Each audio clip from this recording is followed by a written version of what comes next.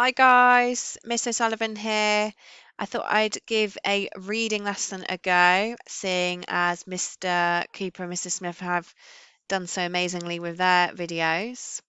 Um, this reading lesson would it'd probably be about 3 reading lessons if I'm honest, and I'm not sure how it will go because I'm sort of talking at you rather than doing it with you, but I've set you 3 tasks that you can have a go at based on what I'm about to teach.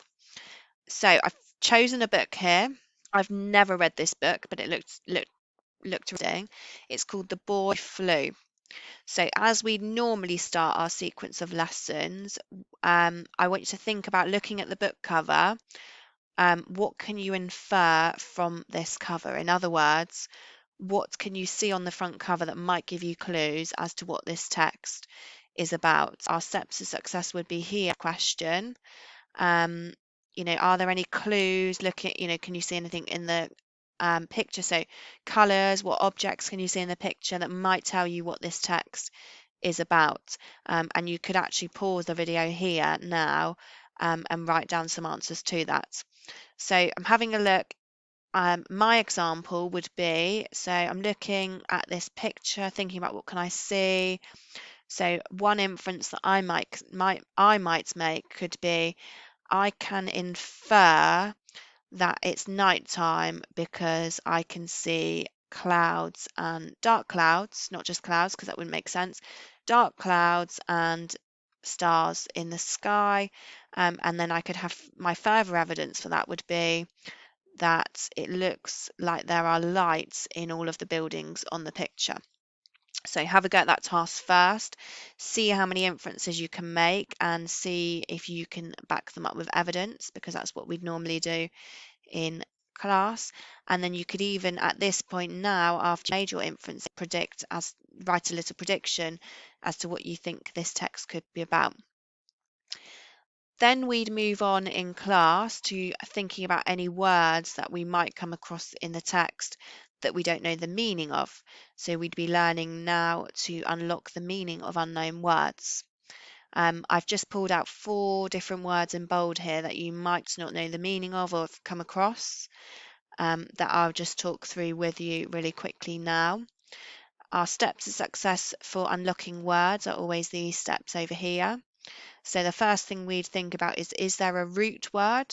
So is there a word within a word that you can add either a prefix or a suffix to? What's the word class? So is it a noun, an adjective, verb, or adverb? And we're really good now at knowing that from looking at the position of where the word is in the sentence. Then we'd read around and we think, does this sound like a positive word, a happy word, or does it sound like a negative word?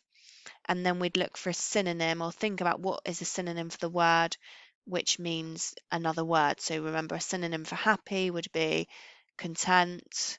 A synonym for sad would be somber. And then our last resort, if we really don't know what the word means, we try and put it in the sentence so that it should fit. Okay, so first bullet point here, this is from the text. It says we loop and buck and glide. Now, I think there's a clue here. There's obviously not a root here, but I think we could work out the word class from looking at the other words in the sentence. So I know that loop and glide are both verbs. They're both doing words, they're both actions. Therefore, the word buck I've got a good chance that it's also a verb.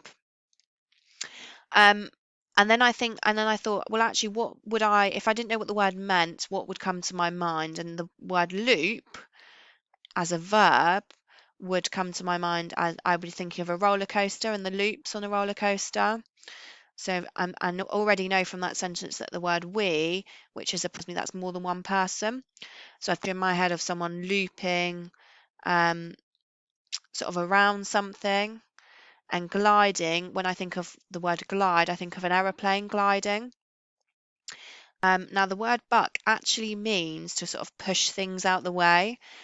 This picture doesn't really represent that very well, but it's a picture of someone sort of pushing people out the way. It could be objects, but it means to push something forcefully out the way, and it is a verb. Second bullet point, a fledgling stuck in her nest.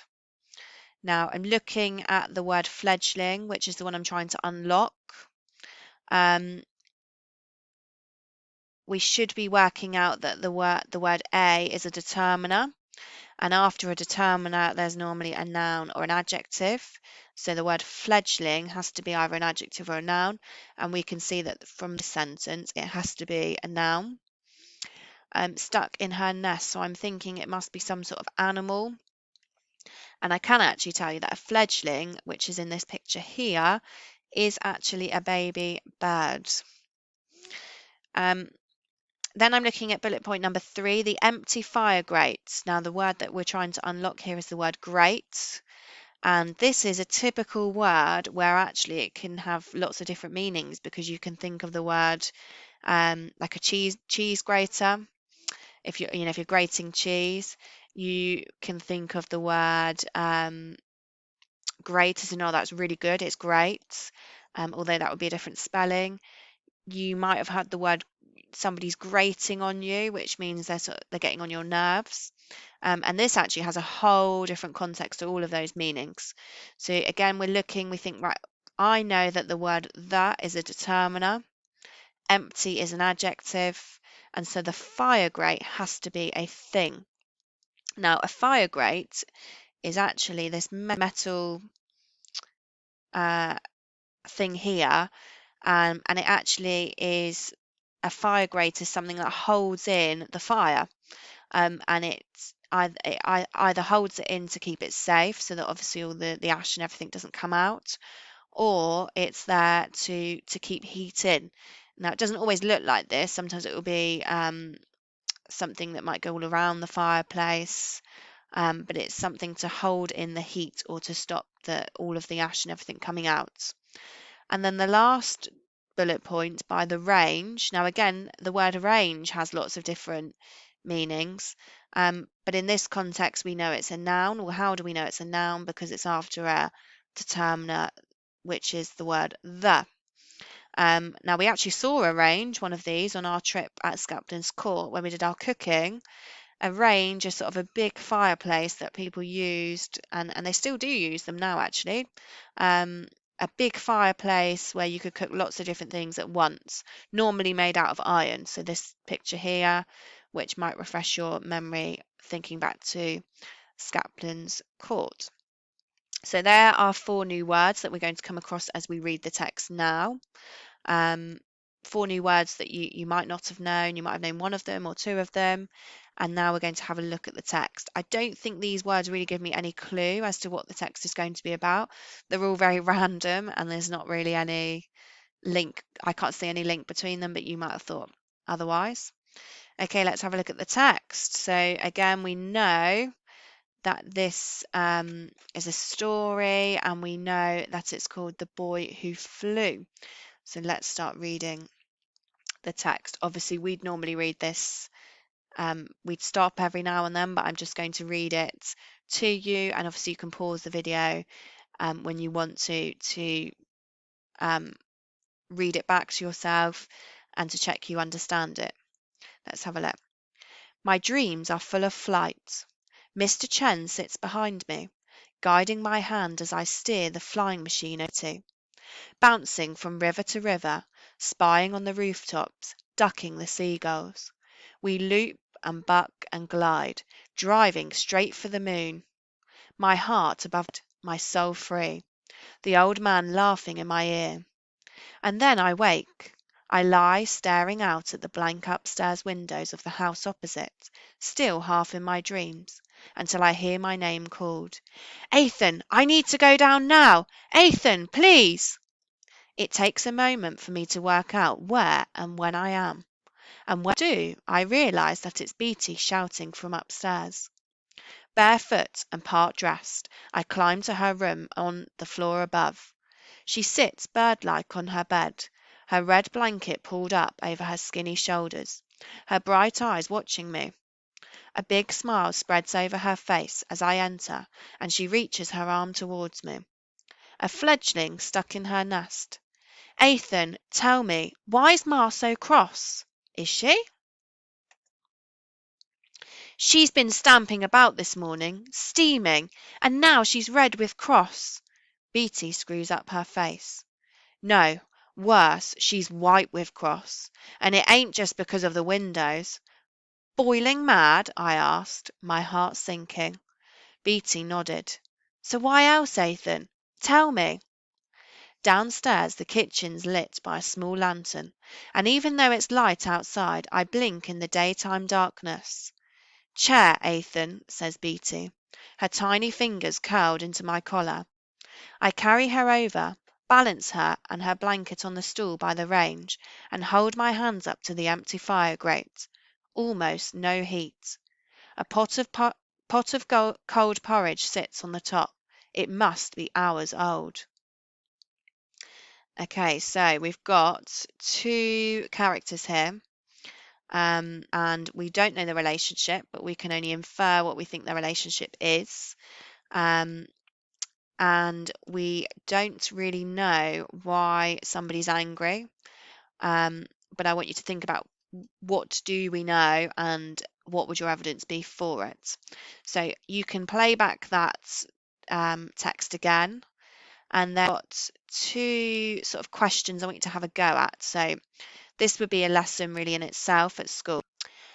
How do we know Beatty is feeling throughout this extract? So remember, an extract means a part of a story.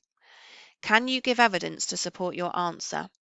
Draw this on an emotion timeline, remembering to include evidence. Now, we've done one of these at school before. When you're doing an emotion timeline, you're thinking about actually how do the characters feel at different points of the text. So, we're just thinking about in this question about Beatty. So think, how does she feel at the beginning? How does she feel at the middle? And how does she feel at the end? And try to give evidence through to back up your emotions out how you want. Obviously, the more evidence you put, the better your emotion timeline will be. But we've done lots of this in class. So I'm hoping that that's something that you'll remember.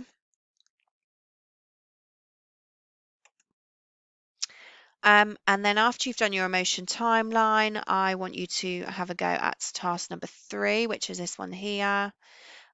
Good old impressions and evidence. So remember for these types of questions to really read carefully. So this question says, what impression do we get of where these characters live? Not impressions of them as characters, but what impression do we get of where these characters live? And we're going to, I want you to have a go at giving evidence for those impressions. So, think about, does it seem like a big house, a small house? Do you know anything about how old the house is? And then giving evidence for that. So have a go at filling that in. Also, that should keep you really busy. You might want to read back through the text a couple of times so that you really understand it. We'd normally read it about 3-4 times in class. So, really making sure you understand it before you answer those questions. And then, as we've said, please share your work on our Twitter account at CTK_year6, and don't hesitate to get in touch with us if you're struggling. But I hope that makes sense. Give it a go. That should be at least 2 days work for you if you're really doing it well. And I'd love to see the work you create. Take care. Bye.